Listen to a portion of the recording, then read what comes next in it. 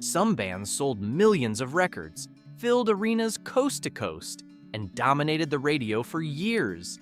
And then, somehow, history moved on without them. If you grew up in the 1960s and 70s, chances are these names take you straight back. Here are 10 bands only true baby boomers remember. Number 10, The Rascals. 1, 2, 3, Before they were The Rascals, they were the Young Rascals. 4 musicians from New Jersey who played clubs in New York City and developed a sound that was somewhere between blue-eyed soul and hard-driving rock. Felix Cavaliere on vocals and keyboards, Gene Cornish on guitar, Eddie Brigati on vocals and tambourine, and Dino Danelli on drums. Together, they made some of the most infectious music of the entire decade. They formed in 1965 and hit the charts almost immediately. Good Lovin' reached number 1 on the Billboard Hot 100 in 1966. Groovin' followed in 1967 and went to number 1 in both the United States and the United Kingdom. People Got to Be Free, one of the defining statements of the late 60s, hit number 1 in 1968 and stayed there for 5 weeks. For a stretch of 3 years, the Rascals were one of the biggest bands in the world. They were unusual for a white rock band in that era in their deep engagement with soul and R&B, and their equally deep engagement with the civil rights movement. When People Got to Be Free came out in the summer of 1968, just weeks after the assassinations of Robert Kennedy and Martin Luther King Jr., it hit the country at exactly the right moment. The Rascals also became known for refusing to perform at venues that didn't include black artists on the bill, a stance that was almost unheard of at the time and cost them bookings. The group began to fracture in the early 1970s. Brigati left in 1971, Cornish followed in 1972, and the remaining members drifted into jazz and spiritual music before finally disbanding in 1972. They reunited in 2013 for a Broadway run produced by Steven Van Zandt and were inducted into the Rock and Roll Hall of Fame in 1997.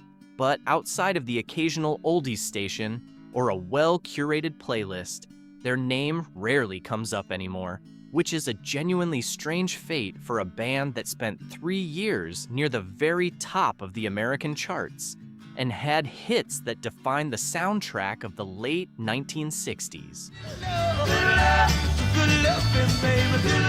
Number 9, Bread.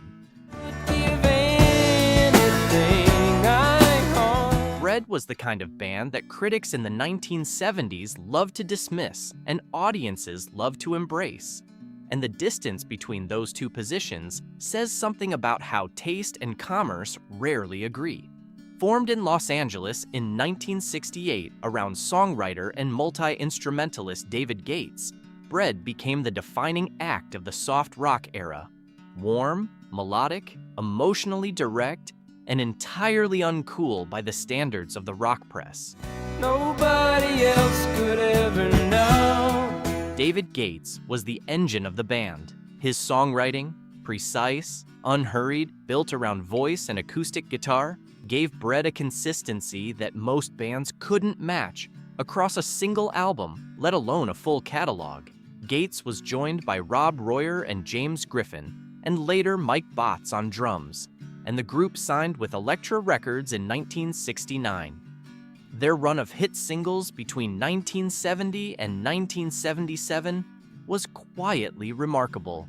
Make It With You reached number 1 on the Billboard Hot 100 in 1970, making Bread the first soft rock act to top the American singles chart. It followed in 1971, Baby I'ma Want You and Everything I Own, both charted high in 1972. In the United Kingdom, Everything I Own reached number 1. Lost Without Your Love gave them a final top 10 hit in 1977. They disbanded in 1973 amid tensions between Gates and Griffin over creative direction, reunited briefly in 1976 for one more album and tour, and then separated permanently. Just to have you back again. The soft rock genre they helped define was later caricatured so thoroughly, associated with elevator music, dentist waiting rooms, and a certain kind of inoffensive blandness, that Bread's genuine craft got buried along with the stereotype. Gates himself remained active as a solo artist and producer, but Bread rarely appears on any list of the great bands of their era, even though the songs hold up perfectly well when you go back and listen. Just to have you back again. Number 8, 10 Years After. Everywhere is freaks and Harris. When 10 Years After took the stage at Woodstock in August 1969, Alvin Lee played one of the most celebrated guitar performances in the history of rock. His extended version of I'm Going Home, fast, aggressive, almost impossibly fluid, turned a British blues band into a global sensation overnight. For a year or two after Woodstock, Alvin Lee was widely considered the fastest guitarist alive, and 10 Years After were spoken of in the same breath as Cream and Led Zeppelin. Tell me where is sanity? The band formed in Nottingham, England in 1967. Lee on guitar, Leo Lyons on bass, Chick Churchill on keyboards, and Rick Lee on drums. They built a following in the British blues scene before crossing to the United States, where they found their greatest success. Their album Cricklewood Green, 1970, reached the top 20 on both sides of the Atlantic. Tax the rich, feed the poor. I'd Love to Change the World, a top 40 hit in 1971, remains one of the most identifiable songs of the early 1970s. Its opening guitar figure immediately recognizable to anyone who grew up in that era. But the post-Woodstock fame came with its own pressures, and Alvin Lee grew uncomfortable with the direction the band was taking. The relentless touring wore everyone down. By 1973, Lee was saying publicly that 10 Years After had run its course, and the band split in 1974 after a final U.S. tour. Lee went solo. The others attempted various projects. The critical backlash against blues-based British rock, driven first by punk and then by the changing tastes of the late 1970s, further reduced their standing in the history books. They reunited periodically over the following decades. Alvin Lee died in March 2013 at the age of 68, following complications from a routine surgical procedure. The remaining members have continued to perform under the 10 Years After name. The Woodstock footage is still there, and anyone who has seen it knows exactly what they were capable of. Number 7, Mott the Hoople. If you were paying attention to rock music in the early 1970s, you knew about Mott the Hoople. If you weren't, you probably missed them entirely, and that has always been part of the story. Mott the Hoople were one of those bands that other musicians adored and the general public treated as optional. They were too raw for pop audiences, too theatrical for pure rock audiences, and just a little too difficult to categorize for radio programmers who needed neat boxes. The band formed in Hereford, England in 1969, fronted by Ian Hunter, a singer with a distinctive voice, dark glasses, and a genuine literary sensibility that came out in his lyrics. They released 4 albums between 1969 and 1971, all of them critically regarded and commercially disappointing. By 1972, they were on the verge of breaking up. What happened next is one of the more remarkable interventions in rock history. David Bowie, who was a fan, offered them a song. That song was All the Young Dudes, which Bowie produced and which Mott the Hoople released in the summer of 1972. It became a top 5 hit in the UK and a top 40 hit in the United States, effectively saving the band and turning them into one of the central acts of the glam rock era. The albums that followed, All the Hoople, 1974, and The Hoople, 1974, were among the best British rock records of the decade. But by 1974, the original band had fractured. Hunter and guitarist Mick Ralphs, who went on to co-found Bad Company, both departed. The remaining members continued under the Mott the Hoople name with diminishing commercial success, eventually disbanding in 1974. Hunter continued a long and prolific solo career, releasing music into his 80s. The original classic lineup reunited for a celebrated run of shows in 2009. They were beloved by everyone who caught them at their peak, and almost entirely absent from mainstream classic rock discussion since. Number 6, Grand Funk Railroad. I don't need a whole lot of money. Here is a useful fact that tends to stop people in their tracks.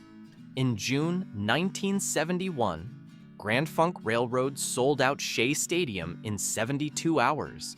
The Beatles had sold it out in weeks. For a period in the early 1970s, Grand Funk Railroad were the biggest concert draw in America, and the critical establishment hated them with an unusual consistency and passion. But my baby, she's alright. The band formed in Flint, Michigan in 1969. Mark Farner on vocals and guitar, Mel Shacker on bass, Don Brewer on drums, and later Craig Frost on keyboards.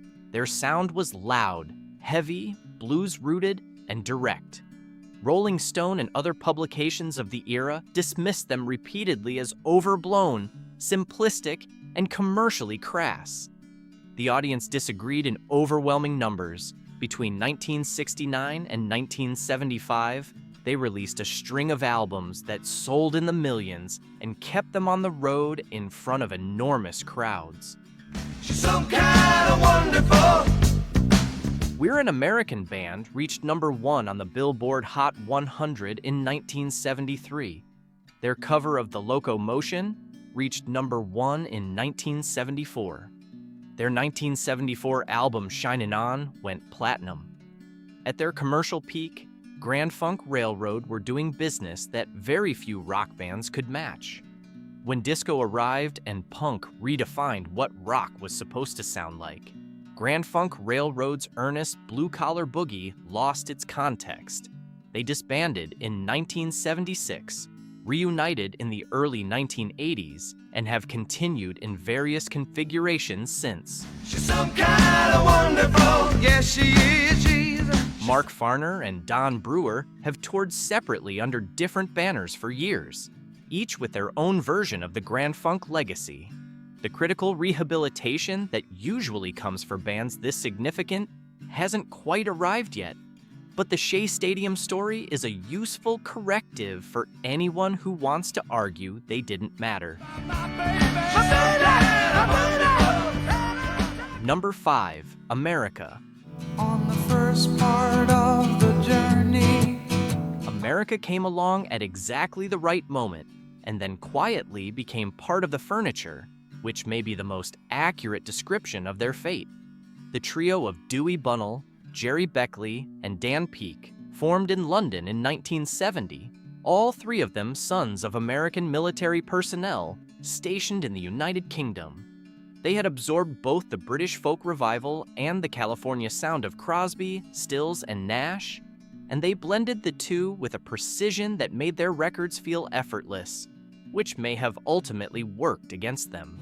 I've been through the desert on a horse with no name. Their debut single, A Horse with No Name, reached number 1 on the Billboard Hot 100 in 1972, right after Neil Young's Heart of Gold had been at the top, leading many listeners, including Young himself.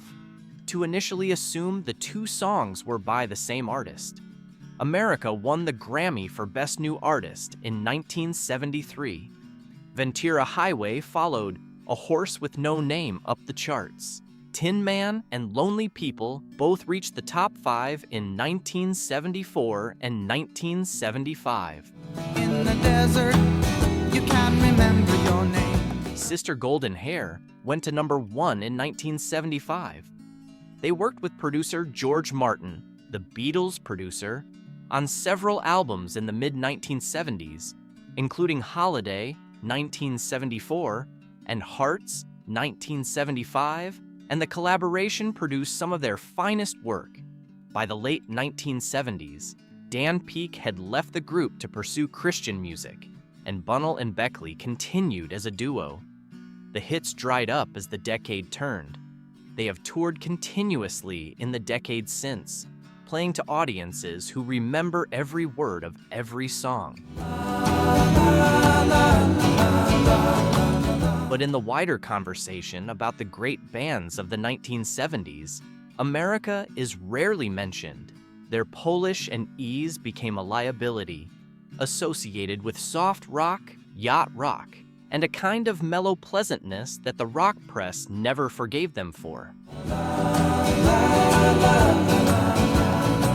Number 4, Poco. This crazy love of mine. The argument can be made, and has been made convincingly, that Poco invented the sound that made the Eagles famous.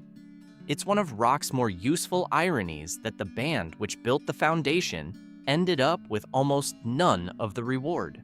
Poco formed in Los Angeles in 1968 from the ashes of Buffalo Springfield, when Richie Furay and Jim Messina brought together a new group that added steel guitar and country textures to West Coast rock in a way nobody had quite tried before.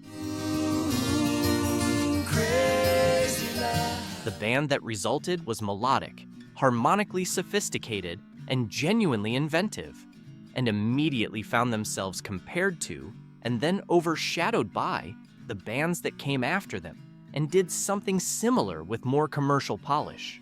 The irony runs deep. Randy Meisner, Poco's original bass player, left to join the Eagles. Timothy B. Schmidt, who replaced Meisner in Poco, later replaced Meisner again in the Eagles. The musical vocabulary that Furay, Messina, and the rest of Poco developed, pedal steel guitar over rock rhythms, layered harmonies, country-influenced arrangements, became the template for an entire California sound that defined the 1970s. The Eagles simply packaged it for a bigger audience. Poco released their debut album, Pickin' Up the Pieces, in 1969, and continued making records through the 1970s. Their 1978 single, Crazy Love, gave them a brief top 20 moment. This crazy love of mine. But they never broke through to the commercial heights their influence deserved, and when classic rock radio built its playlist, Poco was mostly left off. Richie Furay was inducted into the Rock and Roll Hall of Fame in 1997 as a member of Buffalo Springfield. Poco itself has never been inducted, and the band has continued recording and touring with various lineups into the 2020s. The Eagles are in the Hall of Fame. The band that taught them how to play is still waiting. Break away. Number 3, The Raspberries. It's possible that no band from the 1970s understood the architecture of a perfect pop song better than the Raspberries did, and the fact that they're remembered mostly by devotees and power pop specialists rather than the general public says more about radio formats and critical fashion than it does about the quality of their work. The Raspberries formed in Cleveland, Ohio in 1970, built around singer and guitarist Eric Carmen. Their sound was built from the same materials as early Beatles.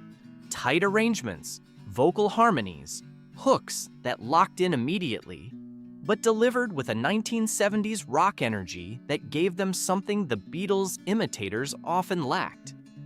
They dressed in matching suits at a time when matching suits were deeply unfashionable, played loud enough to satisfy rock audiences, and wrote songs short and sharp enough for radio. And they made no apologies for caring about melody at a moment when the rock press was rewarding sprawl and aggression. Go All the Way reached number 5 on the Billboard Hot 100 in 1972 and was both a radio hit and a mild scandal for its suggestive lyrics. I Wanna Be With You followed in 1972. Overnight Sensation hit record in 1974. Ecstasy in 1975. For a band that sold well, toured extensively, and influenced virtually every power pop and new wave act that came after them. From Cheap Trick to The Knack to Big Star, the Raspberries are remarkably absent from most accounts of the era. Eric Carmen left for a solo career in 1975, which produced the massive hit All By Myself and later Hungry Eyes. The solo success further overshadowed the band from which he came. The Raspberries reunited for a tour in 2004 to enormous enthusiasm from the people who had never forgotten them, and for bafflement from a younger generation who had never heard of them in the first place. Carmen died in March 2024 at the age of 74. He left behind a catalog that still sounds startlingly good. Number 2, Badfinger. There are bands that history forgot, and then there's Badfinger, a band whose story is so intertwined with tragedy, betrayal, and bad luck that even people who know the music sometimes find the details too painful to sit with. Badfinger began as the Ivies, a group of young musicians from Swansea, Wales, who moved to London in the late 1960s and caught the attention of the Beatles circle. In January 1968, Beatles road manager Mal Evans saw them perform at the Marquee Club and brought a demo tape back to Apple Records, where all 4 Beatles listened to it. The Ivies became the first non-Beatles act signed to Apple. They renamed themselves Badfinger after the working title of With a Little Help from My Friends, and Paul McCartney gave them their first single, Come and Get It, which he wrote and produced himself. In 1970, it reached number 4 in the UK and number 7 in the United States. What followed was a 4-year run of extraordinary music. No Matter What, Day After Day, which George Harrison produced, and Baby Blue all became international hits. Pete Ham and Tom Evans co-wrote Without You, which Harry Nilsson recorded and took to number 1 in 1972. When Harry Nilsson first heard the song, he assumed it was written by Lennon and McCartney. But behind the music, everything was going wrong. The band had hired a new manager named Stan Polly in 1970. Polly was later named in a U.S. Senate investigation as an intermediary between organized crime figures and a New York Supreme Court judge. He siphoned money from the band for years. When Warner Brothers advanced Badfinger $250,000 for a new recording deal and instructed Polly to set up a joint account, Polly hid the account entirely. The money disappeared. Warner Brothers canceled the contract. Badfinger was left penniless, unable to record, unable to tour profitably, and tangled in lawsuits that froze all of their royalties. In the early hours of April the 24th, 1975, Pete Ham hanged himself in his garage studio in Woking, England. He was 27 years old and 3 days from his 28th birthday. His suicide note addressed his girlfriend Anne, who was pregnant with their daughter, born a month later, and ended with a postscript calling Stan Polly a soulless bastard. If you want it, here it is, come and get it. Tom Evans, who had discovered Pete's body that morning, never recovered. He spent the following years in financial misery and grief. fighting for the royalties that were rightfully owed to him and Ham's estate. On November 19, 1983, Evans hanged himself in the garden of his home in Richmond, England. He was 36. Drummer Mike Gibbons died of a brain aneurysm in 2005. Joey Molland, the last surviving member of the classic lineup, died on March 1st, 2025. Stan Polly outlived Pete Ham by 34 years, dying in 2009. The Without You royalties, which eventually exceeded $500,000 following Mariah Carey's 1994 cover, arrived too late for the people who needed them most.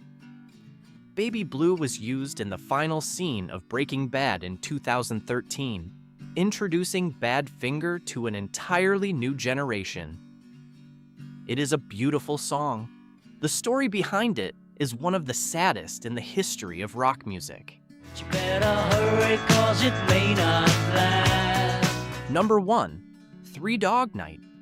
Jeremiah was a bullfrog. No band on this list had a bigger run than Three Dog Night, and no band on this list has slipped further from the general cultural conversation. In the years between 1969 and 1974, no group in America had more top 10 hits, moved more records, or sold more concert tickets. By 1975, they had reportedly sold close to 50 million records. At the height of their popularity, they were the most commercially successful act in the United States, and yet today, they exist largely as a name that needs a second of thought before people place them. I never understood a single word he said, but Three Dog Night formed in Los Angeles in 1967 from the pairing of three lead vocalists, Danny Hutton, Corey Wells, and Chuck Negron, with a tight backing band that included Jimmy Greenspoon on keyboards, Michael Allsup on guitar, Joe Shermy on bass, and Floyd Sneed on drums. The name came from an Australian expression for a night so cold, you needed 3 dogs in bed to stay warm. Danny Hutton had been recording as a solo artist and had early connections to Brian Wilson, who produced some early sessions with the group before they settled on the 3 Dog Night format. What made them genuinely unusual was their approach to material. Rather than writing their own songs, 3 Dog Night sought out the best songs they could find from writers who hadn't yet broken through to mainstream audiences. Their cover of Harry Nilsson's One in 1969 was Nilsson's first major chart appearance. Their version of Randy Newman's Mama Told Me Not to Come reached number 1 in 1970 and was Newman's first number 1 hit. Their recording of Elton John and Bernie Taupin's Lady Samantha introduced that partnership to American audiences. They did the same for Laura Nyro, Hoyt Axton, and Paul Williams. 3 Dog Night were, in the most practical sense, a discovery engine for American pop music, a band with enough commercial firepower to put an unknown songwriter in front of millions of listeners.